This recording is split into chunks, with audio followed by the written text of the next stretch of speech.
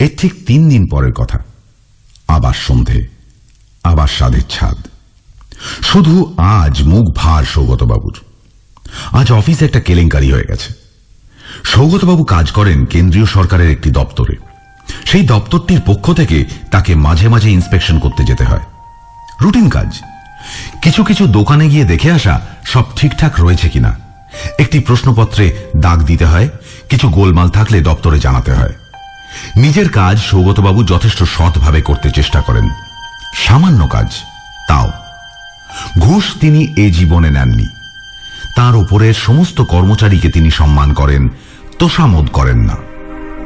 নিজেকে বাঁচিয়ে চেষ্টা করেন অন্যায়ের প্রতিবাদের।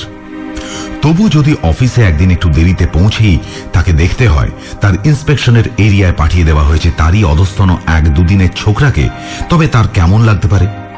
খুবই খারাপ নিশ্চয়ই। অপমানিত লাগা উচিত। গৌতম রায়কে জিজ্ঞাসা করলেন, ব্যাপারটা কি? এরা তো কেউ কিছু বলতেও চায় না। সকলেই দুর্বলের বিপক্ষে, সবলের দলে। তবে জানা গেল অ্যাসিস্ট্যান্ট ডিরেক্টর ব্যাপারটি ঘটিয়েছেন। Assistant director Ratan Samaddar. রতনবাবু সৌগতবাবুকে পছন্দ করেন না। কেন পছন্দ করেন না সৌগতবাবু জানেন। রতনবাবুর সঙ্গে চাকরির শুরুতেই তার একটু কটু মুলাকাত হয়েছিল। রতনবাবু তখন ছিলেন চাকরিতে গুরুত্বের বিচারে তার ঠিক উপরের ধাপে। এক পার্টি অনেক দিন ধরে ঘুরছিল একটা দোকানের লাইসেন্সের আশায়। বাবা মারা যাওয়ায় একমাত্র ছেলে কিছু টাকা পেয়েছে, একটা দোকান করতে চায়। ছেলেটির বয়স সৌগতবাবুরই আশেপাশে। এরকম অনেক বন্ধুই তার ছিল সে সময়। ফলে ছেলেটির ফাইল তিনি সহজেই পাশ করিয়ে দিয়েছিলেন। সে ফাইল গিয়ে 6 মাস আটকে ছিল রতনবাবুর টেবিলে। কিন্তু উপরি না দিলে রতনবাবু সেই ফাইলে একটি মাত্র সই করবেন না। ঘুষ লোকে দিয়েই থাকে, কখনো টাকায়, কখনো ব্যবহারে। সেই ছেলেটিও ঘুষ দিতে পিছপা ছিল না। কিন্তু মোটা টাকা সে দেবে কি করে? 500 টাকা, 1000 টাকা সে দিতে পারে, কিন্তু 5000 অসম্ভব। নিজের মুখে রতন টাকার কথা বলেন না, তার বেয়ারাই কানে কানে ক্লায়েন্টদের বলে দেয়, বাবু দর এখন কত চলছে। সেই দর শুনে মুখ কালো করে ছেলেটি অফিসের ক্যান্টিনে দাঁড়িয়ে চা খাচ্ছিল। সৌগতবাবু এত সব কিছু না জেনেই ছেলেটির পাশে এসে দাঁড়ান, চা নেন এবং স্বাভাবিকভাবেই জিজ্ঞেস করেন, কেমন আছো? মুখ কালো কেন? কি হয়েছে? সব শোনেন। তারপর ছেলেটির সঙ্গে চা খেতে খেতে তাকে একটি প্রায় নাটকের ছক তৈরি করে দেন। পরের দিন ছেলেটি এসে রতনবাবুর টেবিলে বসে টেবিলের নিচ দিয়ে তার হাতে চালান করে দেয় একটি বেশ পেট মোটা খাম। রতনবাবু কাউকে বিশ্বাস করেন না টাকা পয়সা সংক্রান্ত ব্যাপারে, এটা তার বৈশিষ্ট্য। এরকম মোটা খাম প্রতিনিয়তই টেবিলের তলা দিয়ে তার হাতে আসে। তিনি অতি অবশ্যই সেই খাম টেবিলের তলা দিয়েই নিয়ে কায়দা করে পকেটে পুরে ফেলেন। চলে যান বাথরুমে, আয়নার সামনে দাঁড়িয়ে টপাটপ গুনে ফেলেন, আবার রেখে দেন পকেটে। চিরুনি ভিজিয়ে নিয়ে একবার চালিয়ে নেন চুলে। তারপর মুখে সেজে রাখা একটা পান ফেলে আবার টেবিলে চলে আসেন হেলতে দুলতে। তারপর ফাইলে করেন তার সেই বহুমূল্য দস্তখত। কিন্তু আজকে রতনবাবু টেবিলের তলা দিয়ে খামটি পকেটে ঢোকানোর আগেই রঙ্গমঞ্চে আবির্ভূত হলেন সৌগতবাবু, এক্কেবারে রতনবাবুর পেছনে। রতনবাবুর খাম শুদ্ধ বাঁ হাতটি টেবিলের তলাতেই থেমে থাকতে বাধ্য হল। ছেলেটির সঙ্গে অনাবশ্যক কিছু কথা বললেন তিনি, আর রতনবাবুকে অনুরোধ করলেন যেন তিনি সইটা এবার করে দেন দয়া করে। পাক্কা ঘুষখোরেরও কিছু নিয়ম নীতি রয়েছে, চক্ষু লজ্জা রয়েছে। জুনিয়র অধস্তন কর্মীর সামনে খাম শুদ্ধ বাঁ হাতটা বার করে খাম পকেটে ঢুকিয়ে বাথরুমে চলে যেতে রতনবাবুও কিরকম কিরকম আটকে গেলেন। আর এই ছোকরা তো যাবে না মনে হচ্ছে। ক্লায়েন্টের সঙ্গে এমন ভাবে কথা বলছে যেন কতদিনের চেনা। হতেই পারে বন্ধু টন্ধু, বয়স তো একই রকম। খেপিয়ে দিলেই হয়ে গেল চিত্তির। হাজার হোক কাজটা তো তিনি নিয়মের মধ্যে থেকে করছেন না। যে কোনো দিনই ধরা পড়ে গেলে জীবন সংকট দেখা দিতে পারে। তার চেয়ে কথাটা রতনবাবুর মাথায় আসতেই যেন মন্ত্রের মতো টের পেয়ে গেল সামনের ছেলেটি। স্তূপীকৃত ফাইলের ভিতর থেকে নিজের ফাইলটা টেনে নিয়ে খুলে ধরল রতনবাবুর সামনে। বের করে দিল তার সইয়ের জায়গাটি। বুক পকেট থেকে পেন বের করে টিপে নিব বের করে ধরিয়ে দিল রতনবাবুর ফাঁকা ডান হাতে। টেবিলের তলায় খামটা নিজের উরুর উপরে রেখে বাঁ হাতটা তিনি একবার বুলিয়ে টিপে পরখ করে নিলেন খামটা। উল্টে পাল্টে দেখলেন একবার, না মনে হচ্ছে ঠিকই আছে। 5,000 টাকা 100 টাকার নোটে হলে এরকমই তো ওজন হবে। রতনবাবু পেনটা ছোঁয়ালেন ক্লায়েন্টের ফাইলে, সই করে দিলেন। গোবিন্দ! সৌগতবাবুর হাঁক শুনে রতনবাবুর খাস বেয়ারা গোবিন্দ দ্রুত পায়ে চলে এলো। ফাইলটি তুলে নিয়ে সৌগতবাবু রতনবাবুকে বললেন, গোবিন্দকে দিয়ে দিচ্ছি তাহলে। রতনবাবু আপত্তি করলেন না। গোবিন্দর সঙ্গে গল্প করতে করতে সৌগতবাবু চলে গেলেন নিজের টেবিলে। বিদায় নিয়ে উঠে পড়ল ক্লায়েন্ট ছেলেটিও। আর এতক্ষণ পর নিজের বাঁ হাতে রাখা খামটিকে পকেটস্থ করে রতনবাবু চললেন বাথরুমে। আর কিছুক্ষণ পর উস্কো খুস্কো চুলে রক্তবর্ণ চোখে বাথরুম থেকে বেরিয়ে সৌগতবাবুর টেবিলের দিকে একবার রোষ কষায়িত নয়নে তাকালেন। দেখলেন সৌগতবাবু দাঁড়িয়ে খোদ ডিরেক্টরের সঙ্গে গল্প করছেন। তদানীন্তন ডিরেক্টর স্নেহ করতেন এই তরুণ কর্মীটিকে। রতনবাবু কিচ্ছু না বলে গট গট করে গিয়ে বসলেন নিজের টেবিল চেয়ারে। গোটা অফিস হাঁ করে তাকিয়ে দেখল রতনবাবু বাথরুমে গেছেন, কিন্তু চুল আঁচড়ে বেরোন না। পানের তীব্র গন্ধে অফিস ম ম করে উঠল না। সৌগতবাবুও দেখলেন। তিনি জানেন রতন সমাদ্দার বাথরুমে গিয়ে কি দেখেছেন। দেখেছেন পার্টির দেওয়া মোটা খামে 100 টাকায় 5,000 টাকা নেই, রয়েছে 10 টাকার নোটে 1,000 টাকা। সৌগতবাবু এখনো এই ঘটনাটা মনে পড়লে হাসেন। এ তার যৌবনের ঘটনা। এখন অনেককে তিনি চেনেন যারা হাজারের সীমানা পেরিয়ে গিয়ে লাখেও ঘুষ নেয় এবং 10 টাকার নোট আর কিছুদিন পর থাকবে না। 10 টাকার কয়েন বেরিয়ে গেছে, কিন্তু এখনো রতনবাবু সৌগতবাবুকে মোটেই দেখতে পারেন না। সেই ঘটনাটির কয়েক মাস পরেই রতনবাবু বদলি হয়ে গেছিলেন। এখন আবার পাকে চক্রে ঘুরে তারা একই অফিসে। রতনবাবু অ্যাসিস্ট্যান্ট ডিরেক্টর, 2 সপ্তাহ হলো এসছেন। সৌগতবাবু এখনো তার ঠিক 1 ধাপ নিচে। যাই হোক, সৌগতবাবু রতনবাবুর ঘরে ঢুকলেন, জিজ্ঞেস করলেন, এটা কি হলো রতনদা? কোনটা? এই যে তুমি প্রবীরকে পাঠিয়ে দিলে। আমি 5 মিনিট লেট করেছিলাম বলে তুমি জানো আমায় হাওড়া থেকে আসতে হয়। আমার মোবাইল নম্বর আছে, একটা ফোন করতে পারতে। তোমাকে আবার ফোন করব কি?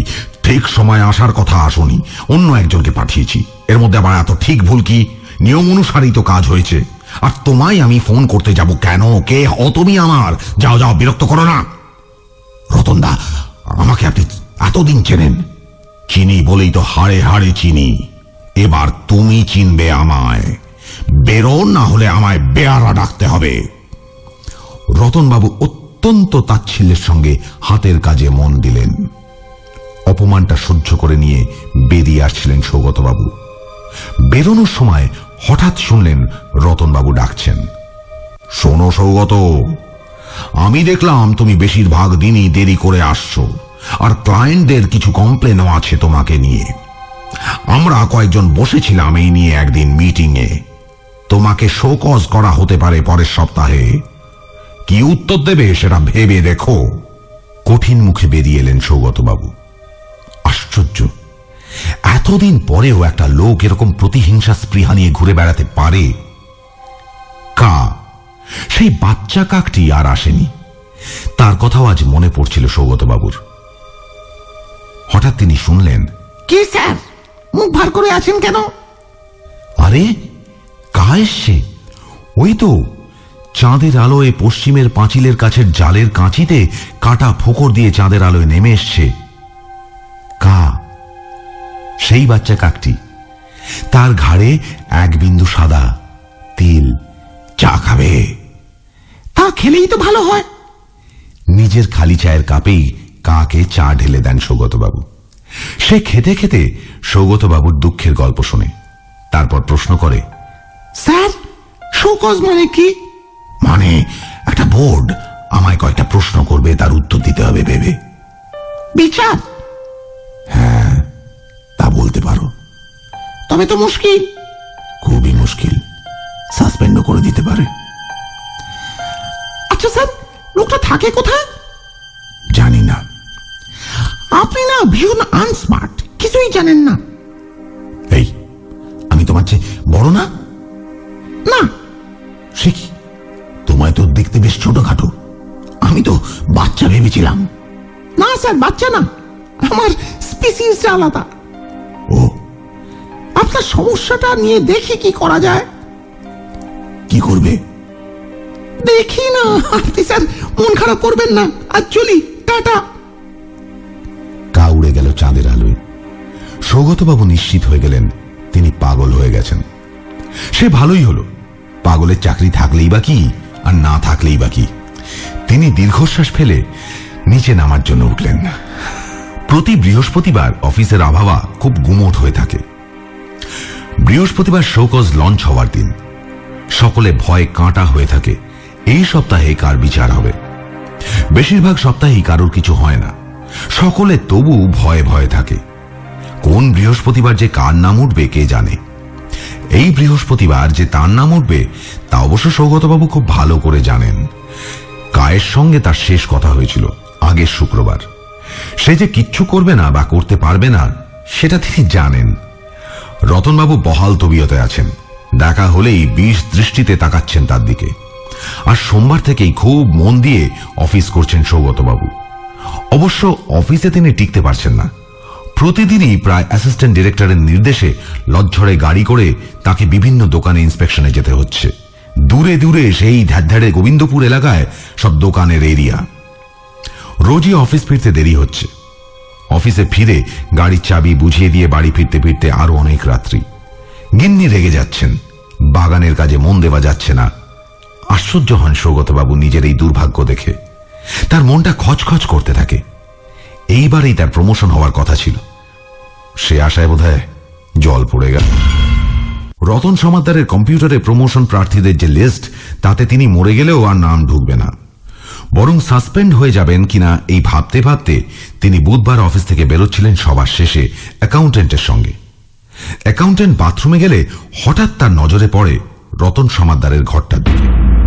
তিনি এগিয়ে যান সেদিকে। রতনবাবু এখন নেই। তিনি কখনোই কোনোদিনই 5টার বেশি 1 মিনিটও অফিসে থাকেন না। রতন সমাদ্দার, অ্যাসিস্ট্যান্ট ডিরেক্টর, সাইনবোর্ডটার দিকে তাকিয়ে হালকা দীর্ঘশ্বাস গোপন করেন সৌগতবাবু। হঠাৎ তার মনে হয় রতনবাবুর ঘরের ভেতর থেকে কিসের যেন শব্দ আসছে। আশ্চর্য, কিসের শব্দ?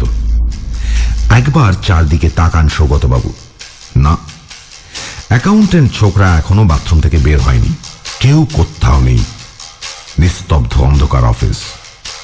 খুব কিন্তু কিন্তু করে একবার দরজাটা আস্তে ঠেললেন সৌগতবাবু। দরজাটা খুলল না, চাবি দেওয়া আছে।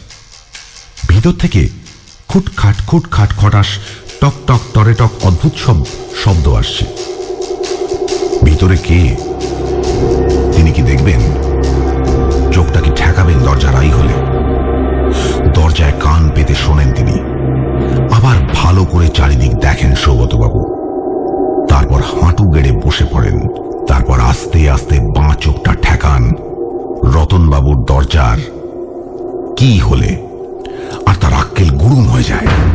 তিনি দেখেন রতনবাবুর ঘরের কম্পিউটারটি চলছে। এলসিডি স্ক্রিনে নীল আলো ছড়িয়ে পড়েছে গোটা ঘরময়। আর সেই আলোয় তিনি দেখেন রতনবাবুর ঘরের জানলাটি খোলা। জানলার বাইরে হাজার হাজার কাক উড়ছে। আর জানলা দিয়ে ঢুকে পড়ে রতনবাবুর বিরাট টেবিল ছাপিয়ে মেঝেতে আলমারির মাথায় সাজিয়ে রাখা ফাইলের উপরে শয়ে শয়ে কাক বসে আছে। তারা একে অপরের সঙ্গে ঘষা খাচ্ছে, পাখায় খোঁচা লাগছে তাদের নিজেদের সঙ্গে নিজেদেরই, তবু তারা টুঁ শব্দটি করছে না। কিছুদিন আগে এসব কাকদেরই হয়তো নিজের ছাদে দেখেছেন সৌগতবাবু, কিন্তু তখন তারা ডাকছিল। তিনি এত এত কাককে কখনো নিস্তব্ধ অবস্থায় কিছু করতে দেখেননি, বসে থাকতেও দেখেননি। শয়ে শয়ে কাককে ছাপিয়ে এইবার সৌগতবাবুর দৃষ্টি গিয়ে পড়ে ঘরের একমাত্র আলোর উৎস কম্পিউটারের স্ক্রিনটার দিকে। তিনি অবাক হয়ে দেখেন একটা কাক বসে আছে সেই কম্পিউটারের সামনে। আর সে বাদে বাকি সব কটা কাক এখন তার মনে হয় অতি উৎসুক হয়ে দেখছে সেই কাকটা কি করছে। তাই তো, কি করছে কাকটা? কাকটাকে যেন চেনা চেনা লাগছে। সেই ছোট মতো কাকটা, গলায় সেই সাদা তিল, তার লম্বা ঠোঁট দিয়ে খটখট খটখট করে ঠক্কর দিচ্ছে রতনবাবুর কম্পিউটারের কিবোর্ডে।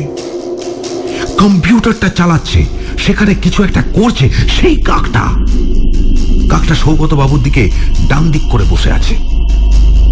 সৌগত বাবু আরেকবার ভালো করে লক্ষ্য করলেন। হ্যাঁ ঠিক, কাকটার ওই ঘাড়ের কাছে সেই সাদা বিন্দু, সেই তিলটা। এই কি কাক! অন্য স্পিসিসের একটু ছোট একটা কাক, যে মাঝে মাঝে তার সঙ্গে এসে কথা বলে যায়, পাকে চক্রে যাকে তিনি তার জাল থেকে মুক্তি দিয়েছিলেন। অদ্ভুত এই দৃশ্যটা দেখতে দেখতে বাহ্য জ্ঞান শূন্য হয়ে যান সৌগত বাবু। কা কিন্তু কম্পিউটারে কিসব করেই চলে, আর বাকি কাকেদের সঙ্গে সৌগত বাবু ঠায় নিঃশব্দ দেখতে থাকেন কায়ের কাণ্ড। হঠাৎ করেই দূর থেকে ভেসে আসা শীষের শব্দে তার চটকা ভাঙে। তিনি বোঝেন অ্যাকাউন্টেন্ট ছেলেটি শীষ ভাঁজতে ভাঁজতে আসছে। কি হোল থেকে তিনি জোর করে সরিয়ে নেন চোখ। রতন সমাদ্দারের কামরার সামনে হাঁটু গেড়ে বসে থাকা অবস্থা থেকে তিনি উঠে দাঁড়ান, একটু সরে যান দরজাটি থেকে নিরাপদ দূরত্বে। অ্যাকাউন্টেন্ট ছেলেটি এসে বলে, অনেক দূর যেতে হবে তো স্যার, পেটের নিম্নচাপটা একটু হালকা করে দিলাম, ত্যাগেই আনন্দ, কি বলেন? কোন রকমে মাথা নেড়ে রসিকতায় সায় দিয়ে অফিস থেকে বেরিয়ে পড়ে যেন বাঁচেন সৌগতবাবু। বাড়ি ফিরতে অনেক রাত হয়। প্রচন্ড মাথা ব্যথা শুরু হয় তার। মুখে কিছু গুঁজে একটা প্যারাসিটামল ট্যাবলেট খেয়ে সারা রাত ব্যথায় ছটফট করেন। শেষ রাতের দিকে ব্যথাটা একটু কমলেও ভোরে তাকে উঠতেই হয়। কালকের বাকি ফেলে রাখা বাগানের কাজ আজ ভোরে তাকে করতে হবে। বাগানে ঘুরতে ঘুরতে তার মনে পড়ে আজ বৃহস্পতিবার। মনটা খারাপ হয়ে যায়। অফিসে গিয়ে নিশ্চয়ই দেখবেন শোকজের লিস্টে তার নাম তুলে দিয়েছেন রতনবাবু। আর কাল রাতে কি হোল দিয়ে তিনি যা দেখলেন সেটা নির্ঘাত পেট গরমের ফল। যদি সত্যিই দেখে থাকেন তাহলেও আজকে অফিসে কিছু না কিছু কেলেঙ্কারি হবে নিশ্চয়ই। সূর্য ওঠা দেখে শুরু করা একটা দিন বাজেভাবে শেষ হবে। তার ছাদের বাগানের গাছগুলোর দিকে তাকিয়ে সৌগতবাবু ভাবেন, আহা, বেচারারা যেন মুখগুলোকে শুকিয়ে ফেলেছে। শুকোবে তো বটেই, তিনি নিজেও তো আজকাল আর বেশি নজর দিতে পারছেন না ওদের দিকে। এত সব ঝামেলায় জড়িয়ে পড়ছেন। এই জাল কেনাটাই বোধহয় যত নষ্টের মূল। তারপর থেকে হনুমান আর আসে না ঠিকই, কিন্তু চারপাশের মানুষগুলোর বাঁদরামি তিনি আটকাবেন কোন নাইলনের জাল দিয়ে। স্থলপদ্ম দুটোকে একটু আদর করে দেন সৌগতবাবু। বেচারারা প্রায় মরেই গেছিল, অনেক কষ্টে বাঁচানো গেছে। চান করে খেয়ে বাস ধরে আজ অফিসে পৌঁছতে বেশ কিছুটা দেরি হয়ে যায় তার। সে হোকগে, তার ভালো লাগছে না। সব প্রশ্নের জবাব না হয় তিনি একবারেই দেবেন। আজ অন্য কেউ তার এরিয়া ইন্সপেকশন করতে বেরিয়ে গেলেও তার কিচ্ছু যাবে আসবে না। মনটা একেবারেই ভালো নেই তার, কাজ করতে ইচ্ছেই করছে না। অফিসে ঢুকে কারুর দিকে না তাকিয়ে কোনো মতে নিজের ঘরের চেয়ারে গিয়ে বসেন সৌগতবাবু। শোকজের লিস্টটা দেখার তার ইচ্ছে হচ্ছিল, কিন্তু দূর, ও দেখে আর কি হবে। নাম যে উঠেছে তা তো নিশ্চিতই। এখন সহকর্মীরা সব সমবেদনা জানাতে আসবে। তিনি না দেখুন, তারা তো দেখেছেন, গোটা অফিস দেখেছে। তাকে মর্মবেদনা জানাতে আসা সহকর্মীরা তার টেবিল ঘিরে শুরু করবে পরনিন্দা পরচর্চার আসর। সকলেই বলবে রতন সমাদ্দার কিরকম নির্লজ্জ আর বাজে লোক, প্রমোশনের বছরে সৌগতবাবুর এত বড় ক্ষতিটা করে দিল। আর তারপর তার ঘর থেকে বেরিয়ে গিয়ে সকলেই, তিনি জানেন, বলবে ঘুষ না নিলে ওই হয়। মানুষ সততার বড়াই করে, কিন্তু কখনোই সততা পছন্দ করে না, সৎ লোককে স্বস্তির সঙ্গে গ্রহণ করতে পারে না। এ সৌগতবাবু বহু বছরের তিক্ত অভিজ্ঞতায় বুঝেছেন। নিজের টেবিলে চুপ করে বসে থাকেন সৌগতবাবু, ফাইলের পাতা উল্টান। আজ তাকে কোনো ইন্সপেকশন দেওয়া হয়নি, নইলে বেয়ারা এসে বলে যেত। একটু চোখ তুলে তাকালে দেখা যায় রতন সমাদ্দারের ঘর নিশ্চয়ই খোলা। ভিতরে রয়েছেন রতনবাবু, কাজ করছেন। কি যে অদ্ভুত অদ্ভুত জিনিস আজকাল দেখছেন সৌগতবাবু। যেমন কাল রাত্রে যা দেখেছেন সেটা নির্ঘাত ভুল দেখেছিলেন, কিন্তু অত কাক নিজের চোখে দেখলেন, কাকে দেখলেন। আচ্ছা, কাক কি করছিল রতনবাবুর কম্পিউটারে? ভাবতে ভাবতে তার পিছনের দরজাটি ক্যাচ করে খুলে যায়। ঈষৎ হাসেন মনে মনে সৌগতবাবু। এই শুরু হলো, এরপর ক্যাচ কোঁচ চলতেই থাকবে। একের পর এক লোক ঢুকবে আর বেরোবে। সৌগতবাবুর টেবিলের সামনে এসে দাঁড়ান গৌতমবাবু। সহাস্যে চেয়ার টেনে বসেন, তারপর উৎফুল্ল মুখে বলেন, কি মহাই, আপনার হনুমানের সমস্যা মিটেছিল কিনা বললেন না তো? ও হনুমান, ও আচ্ছা, ইনি বোধহয় সইয়ে সইয়ে খারাপ খবরটা দেবেন। সৌগতবাবু বলেন, হ্যাঁ, তা মিটেছিল বটে। ভালো ফাঁকি দিয়েছেন তো মহাই আপনি। মিষ্টি মুখ করাবেন না? মিষ্টি মুখ? এই সময় মিষ্টি মুখ? কাঁটা ঘায়ে নুনের ছিটে দিতে মানুষ এত পোক্ত ভাবেন সৌগতবাবু। বলেন, মিষ্টি মুখ? আরে হনুমান তাড়ানোর জন্য মিষ্টি মুখ না হয় নাই করালেন, প্রমোশন পাওয়ার জন্য তো করান। প্রমোশন? গৌতম রায় বলেন কি? সৌগতবাবু হতবাক। তার প্রমোশন? কিন্তু শোকজ? আপনি বোধহয় এখনো জানেন না, তাই না? কি বাজে ব্যাপার দেখুন তো। এদিকে সারা অফিস জেনে গেছে, আর এই অ্যাসিস্ট্যান্ট ডিরেক্টর রতন সমাদ্দার কাল রাতে হেড অফিসে ইমেল করেছেন তো প্রমোশনের লিস্টটা। আপনার নাম তো সবার প্রথমে মহায়, তার সঙ্গে আবার একটা রেকমেন্ডেশন লেটারও পাঠিয়েছেন। রতন বাবু? আর কে? তার মেল অ্যাড্রেস থেকে আর কে করবে? তিনি তিনি কোথায়?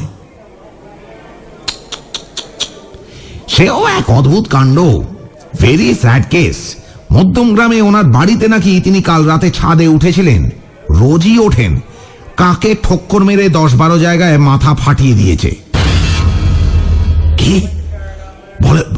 বলেন কি? ঠিকই বলছি, প্রচন্ড শকড। নার্সিং হোমে অ্যাডমিটেড। মাঝে মাঝেই নাকি কা কা করে চেঁচিয়ে উঠছেন ভয়ে। 2 সপ্তাহ ছুটি নিয়েছেন, তবে মানে কালকেই আমাদের লিস্টটা যে পাঠিয়ে দিয়ে গেছেন সেটা ভালোই হয়েছে, কি বলেন? আমিও আছি ওই লিস্টে।